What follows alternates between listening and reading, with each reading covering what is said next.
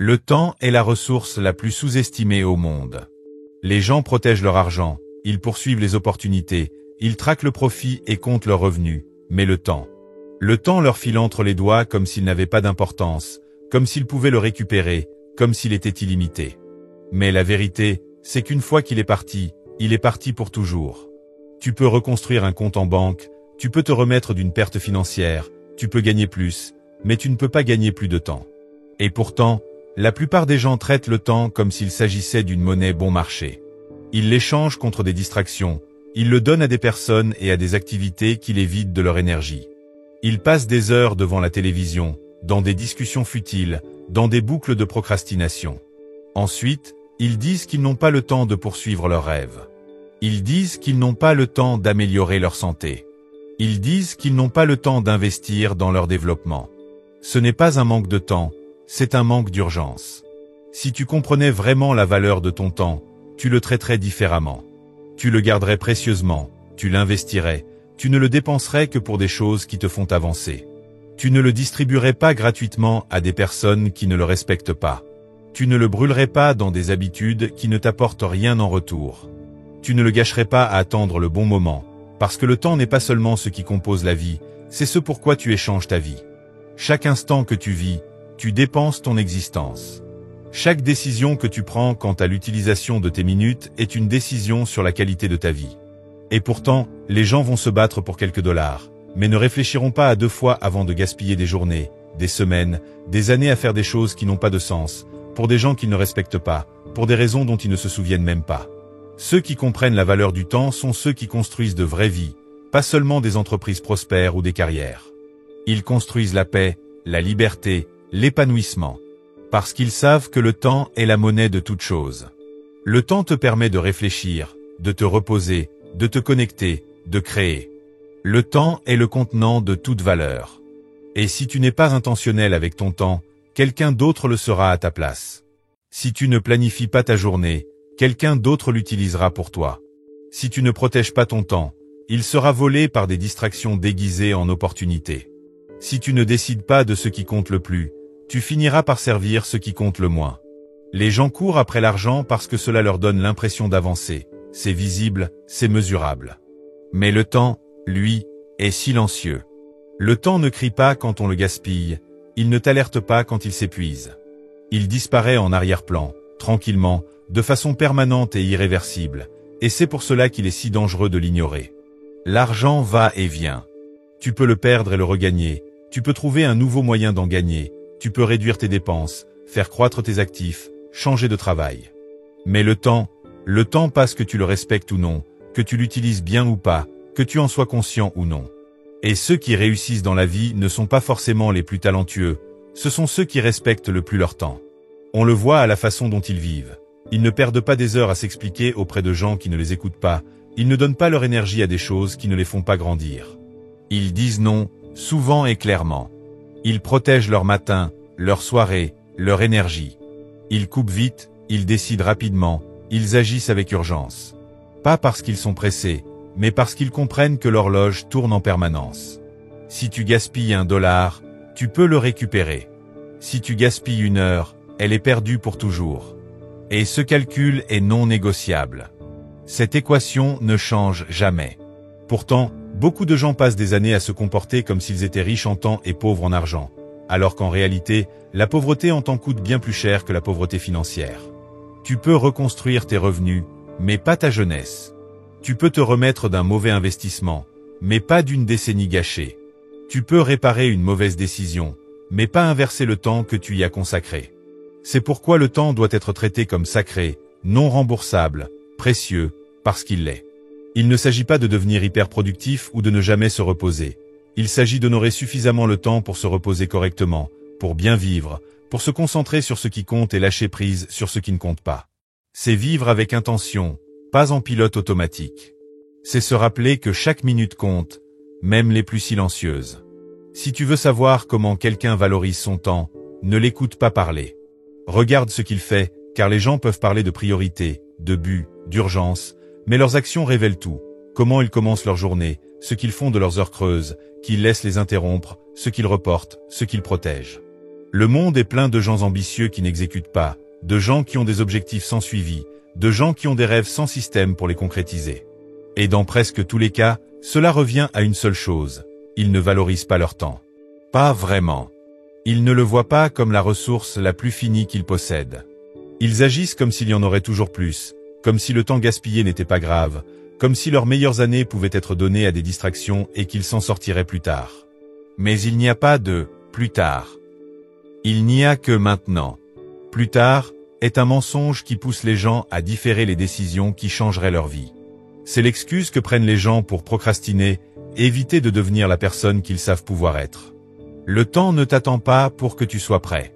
Il avance, que tu avances avec lui ou non. Tu te dis que tu vas devenir sérieux le mois prochain. Tu te dis que tu lanceras l'idée quand les choses se calmeront. Tu te dis que tu vas arranger la relation, changer l'habitude, démarrer le projet quand le moment sera mieux choisi.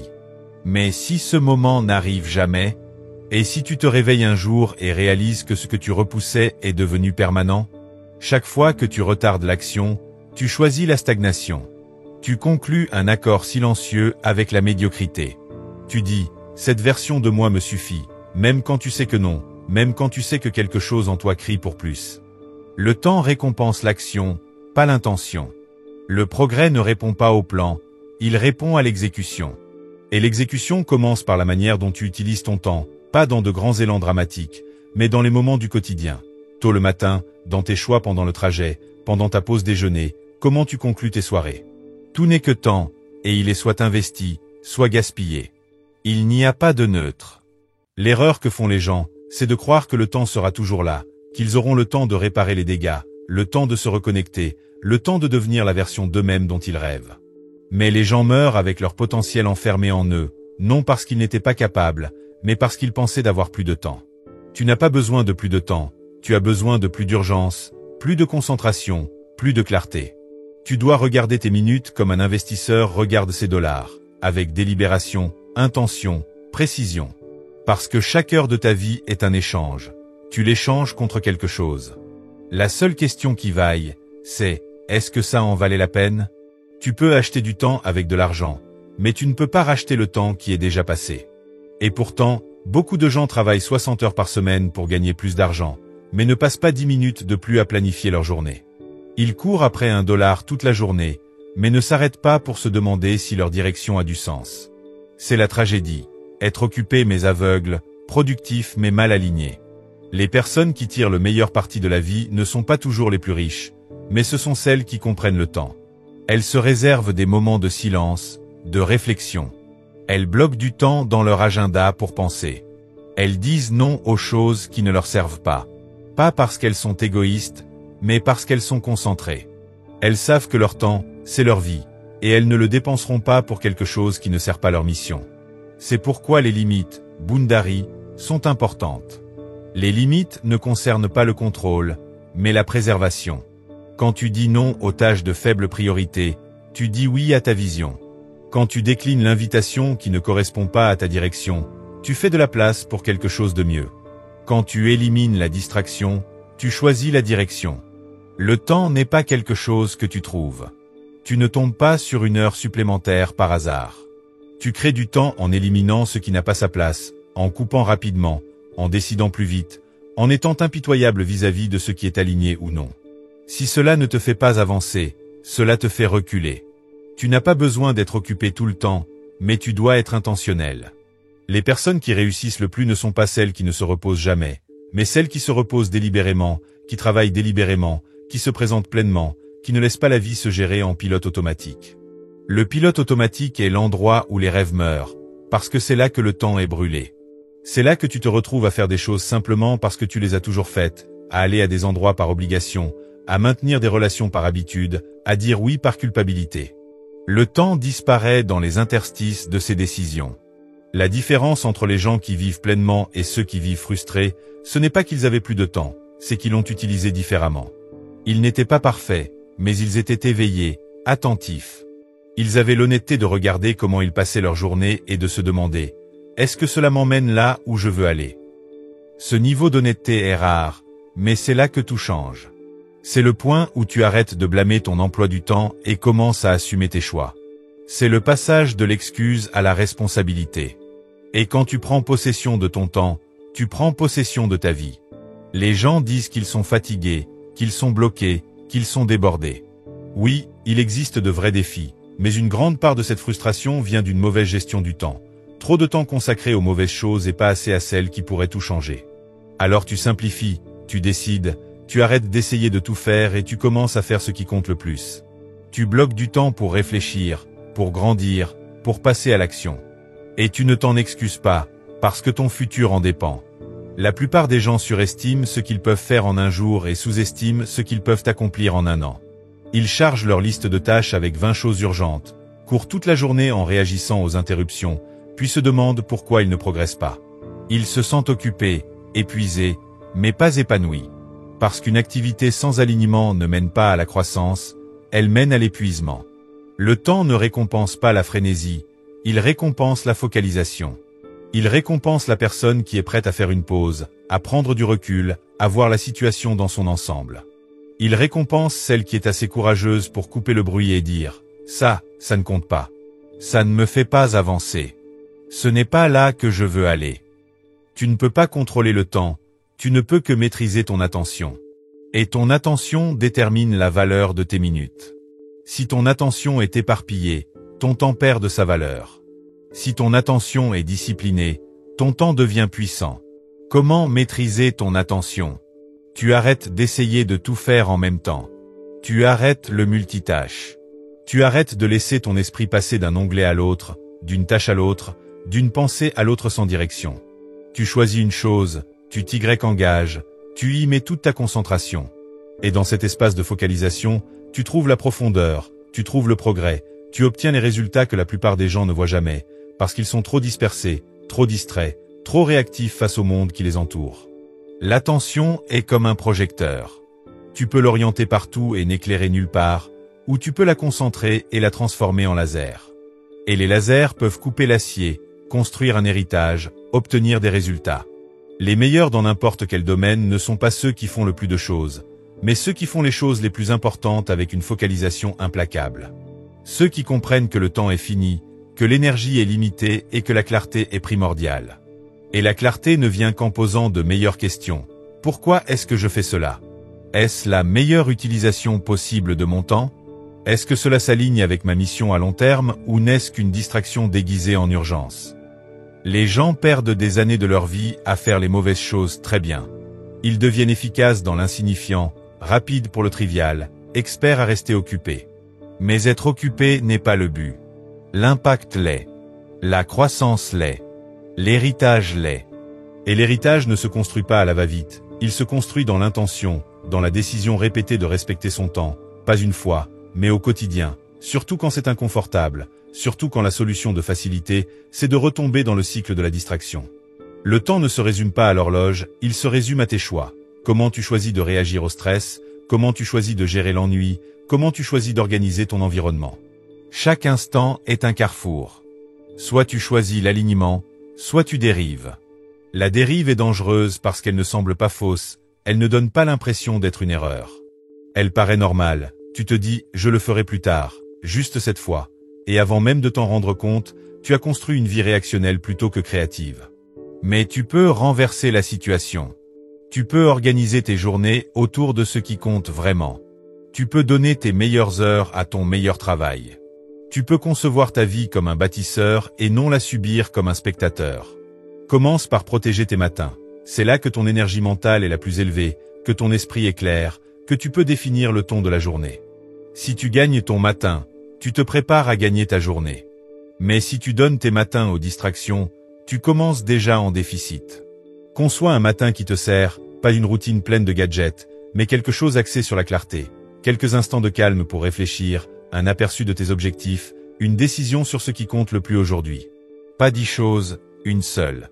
Parce que quand tu connais ta priorité numéro 1, tu cesses de courir après tout le reste. Tu cesses de remplir ta journée de futilité. Tu cesses de laisser ton temps être détourné par les agendas des autres. Et quand on essaie de t'en éloigner, et ça arrivera, tu réponds avec clarté. Je ne peux pas, ce n'est pas où je vais. Tu n'expliques pas, tu ne t'excuses pas. Tu protèges ton temps comme un guerrier protège son territoire. Parce que le temps, c'est un territoire. Si tu ne le défends pas, il sera envahi non pas d'un seul coup, mais morceau par morceau, mail après mail, distraction après distraction, conversation après conversation. Tu n'as pas besoin de plus d'heures, tu as besoin de moins de fuites. Tu dois arrêter de laisser de petits moments d'attention dériver vers l'insignifiance. Tu dois défendre ta concentration comme si ton futur en dépendait, car c'est le cas. Il ne s'agit pas de devenir un robot, mais de devenir conscient. C'est savoir quand se reposer et quand avancer, quand dire oui et quand dire non, quand doubler la mise et quand éliminer. Toute personne qui a un fort impact, que tu admires, a un point commun. Elle est délibérée avec son temps. Pas parfaite, pas rigide, mais délibérée. Elle ne laisse pas les jours s'évanouir sans se demander si ces jours ont été investis judicieusement. Et tu ne devrais pas le faire non plus. Tes jours sont trop précieux pour être gaspillés dans ce qui n'a pas d'importance. Ton futur est trop important pour être reporté. Ton temps est trop sacré pour être remis aux gens et aux habitudes qui ne t'élèvent pas. Tu peux mesurer l'argent, tu peux le voir sur ton compte, tu peux le suivre, l'investir, le multiplier. Mais le temps, lui, est plus subtil. Tu ne le vois pas s'en aller. Tu te réveilles juste un jour pour constater combien tu en as perdu. Et si tu n'y prends pas garde, tu t'en rends compte quand il est déjà trop tard pour faire quoi que ce soit. Voilà pourquoi les gens les plus performants vivent avec urgence, pas dans la panique ou le stress, mais avec l'idée que maintenant est tout ce qu'ils ont vraiment. Ils refusent de procrastiner pour devenir la personne qu'ils étaient destinés à être.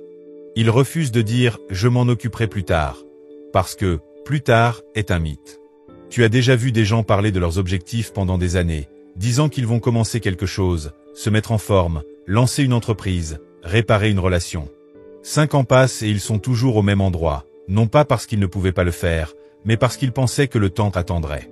Le temps n'attend personne, ni les inspirés, ni les talentueux, ni ceux qui ont de bonnes intentions. Et ce n'est pas qu'ils ne le voulaient pas, c'est qu'ils n'ont pas agi. Ils n'ont pas construit de momentum. Ils n'ont pas fait du temps leur allié. Ils l'ont traité comme s'il était facultatif. Mais le temps n'est pas facultatif. Le temps est la monnaie qui te sert à acheter chaque résultat dans ta vie. Ta santé demande du temps, ta richesse demande du temps, ta maîtrise demande du temps, tes relations, ta liberté, ton épanouissement, tout cela exige du temps. Et si tu ne respectes pas le temps, il te sanctionnera en silence. C'est ça, le piège avec le temps. Il ne te dit pas toujours quand tu fais un mauvais investissement.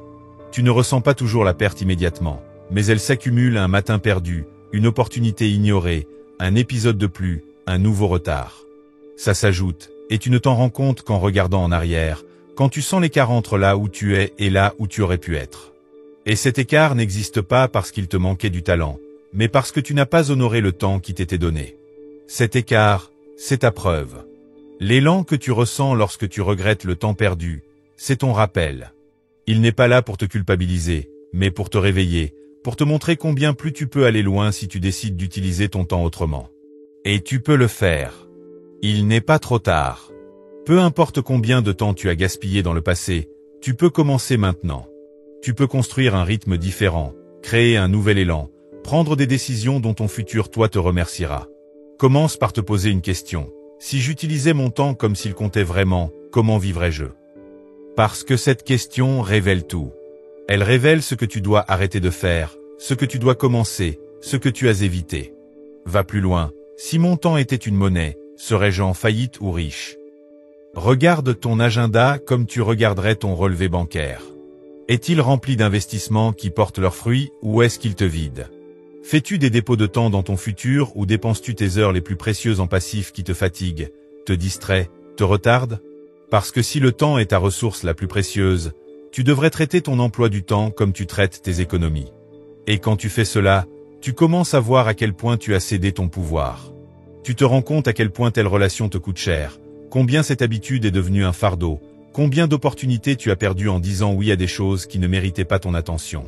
Tu réalises aussi à quelle vitesse ta vie peut changer quand tu dis non, quand tu reprends tes heures en main, quand tu hiérarchises différemment, quand tu bloques ton temps comme s'il était sacré et cesses de laisser l'urgence des autres devenir ton urgence. Le mot « non » n'est pas un rejet, c'est une protection. Il protège ta mission, ton rythme, ton énergie.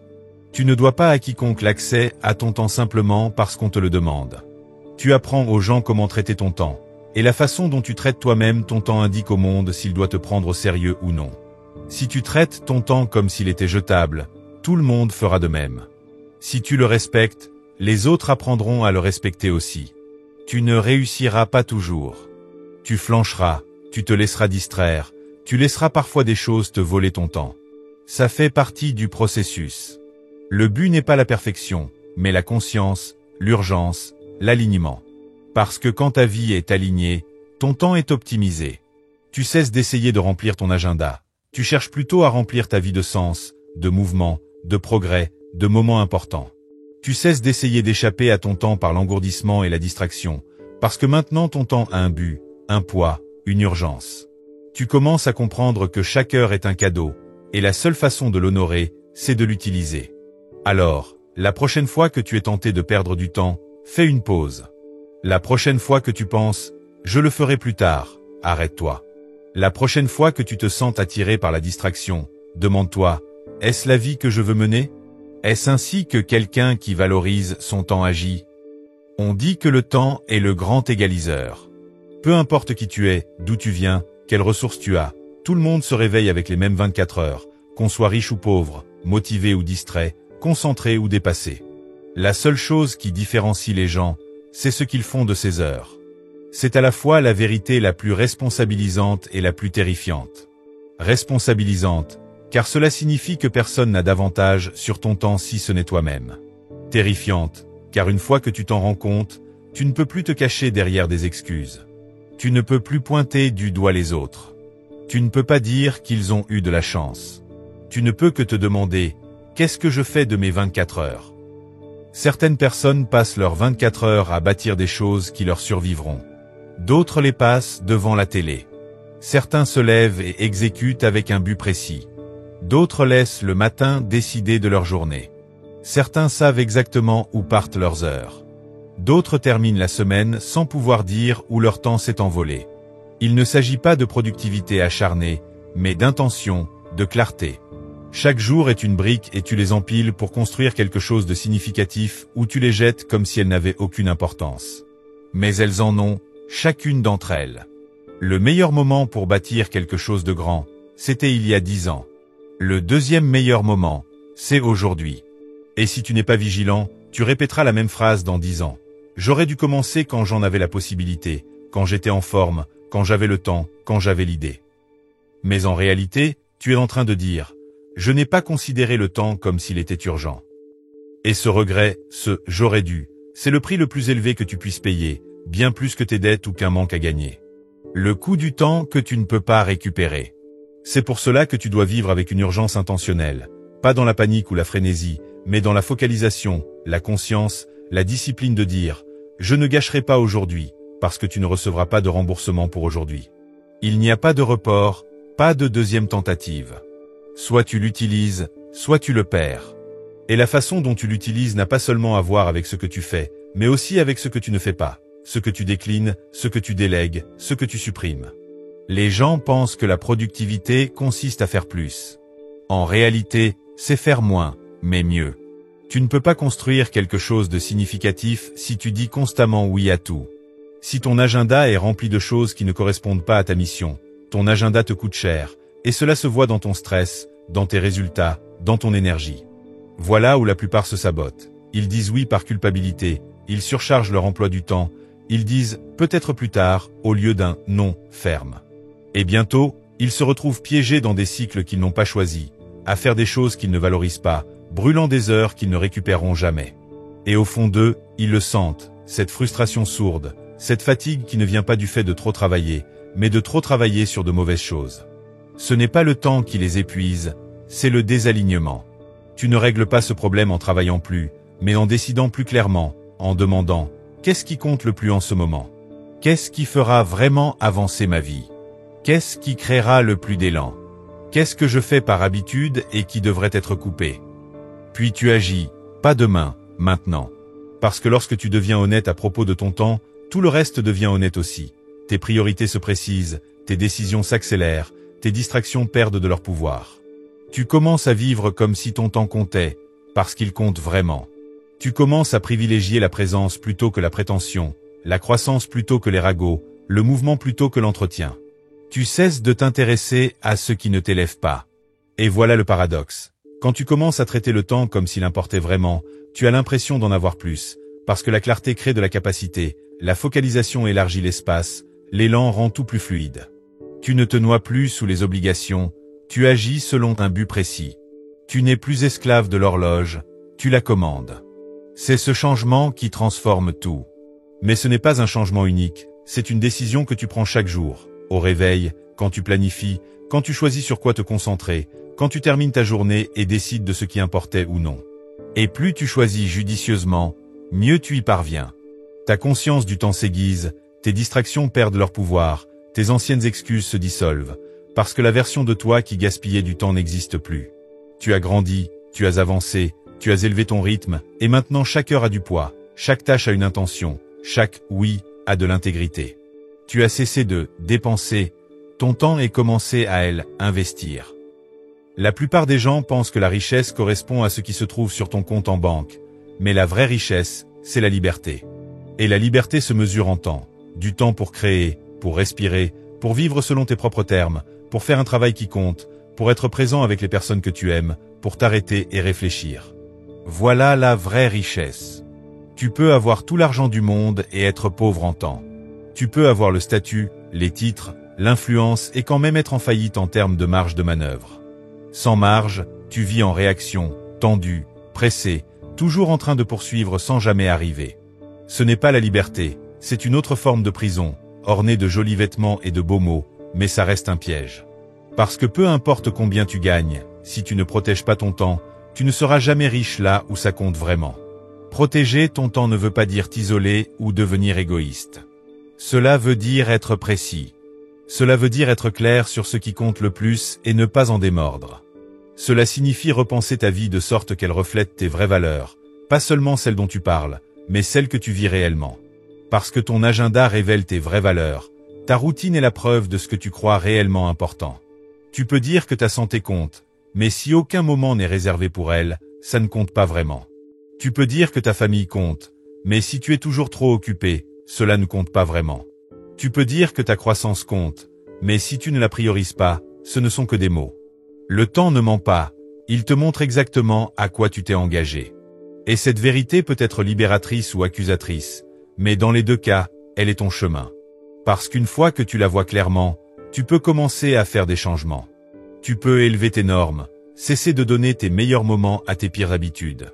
Tu cesses de planifier tes priorités autour de tes distractions et inverses le modèle. Tu planifies tes distractions autour de tes priorités. Tu consacres tes meilleures heures au travail le plus significatif. Tu crées de l'espace, non pour en faire plus, mais pour ressentir plus, penser plus clairement, respirer de nouveau. Parce que la vraie richesse en temps n'est pas d'être oisif, mais d'être aligné. D'avoir le temps de poursuivre la vie qui te correspond, pas celle que quelqu'un d'autre attend de toi, pas celle qui impressionne les autres, mais celle qui résonne profondément en toi lorsque tu es seul avec tes pensées. Tu reprends possession de ton temps en redéfinissant ta définition du succès. Non selon ce que tu possèdes, mais selon la liberté de vivre comme tu l'entends. Non selon ce que tu gagnes, mais selon ta capacité à t'en détacher. Non selon à quel point ta vie est bruyante, mais à quel point elle est centrée. Et tu construis ce genre de vie décision après décision, heure après heure. Tu te demandes, cette décision me fait-elle gagner du temps ou m'envole-t-elle ? Cette habitude s'accumule-t-elle en ma faveur ou contre moi? Ce chemin me rapproche-t-il de la paix ou m'en éloigne-t-il? La paix ne survient pas par hasard, elle se protège, elle se cultive, elle se crée en disant non à tout ce qui la met en danger. Cela implique de fixer des limites, de supprimer des engagements qui t'épuisent, de réserver du temps pour le calme, la joie, pour les choses qui comptent. Tout ce qui est urgent n'est pas forcément important, tout ce qui est populaire n'est pas forcément aligné, et toutes les personnes qui réclament ton temps ne le méritent pas forcément. Tu ne dois pas à quiconque ta disponibilité. Tu te dois à toi-même ton avenir. Alors tu cesses de t'excuser de protéger ton temps, de justifier tes décisions auprès de gens qui ne comprennent pas ta mission, ou de demander la permission de contrôler ton agenda. Tu prends possession, parce que c'est ta vie, et ton temps, c'est ta vie. C'est alors que tu commences à vivre avec intention, à planifier différemment, à te reposer différemment, à construire différemment, à diriger différemment. Parce que tu comprends ce que la plupart ne comprendront jamais. Le temps est plus précieux que l'argent, et tu ne le gaspilleras plus jamais. Une fois que tu prends réellement conscience de la valeur du temps, quelque chose change en toi pour toujours. Tu cesses de jouer petit, tu cesses de perdre tes journées, tu cesses de te comporter comme un simple figurant dans ta propre vie. Tu te mets à avancer comme un bâtisseur, à penser comme un architecte, à décider comme un leader. Tu deviens conscient, intentionnel, sélectif. Tu dis oui avec conviction et non sans culpabilité. Tu commences à comprendre que chaque heure est un vote pour la vie que tu veux ou pour la vie que tu essaies de quitter. Et tu votes avec l'action, avec la présence, avec la concentration. Le temps te donne une seule chance, pas un seul jour, mais une seule vie. Tu n'as pas de séance d'essai, pas de seconde édition. Tu n'as que cette vie, et la façon dont tu la dépenses ne dépend que de toi, pas du monde, pas de ton passé, pas de tes circonstances, mais de tes choix et de la façon dont tu utilises ton temps. Et c'est ce qui fait du temps une chose sacrée. C'est le plus grand égaliseur, la monnaie la plus précieuse, la mesure la plus honnête de l'engagement. Il se moque de ce que tu dis, il reflète ce que tu fais.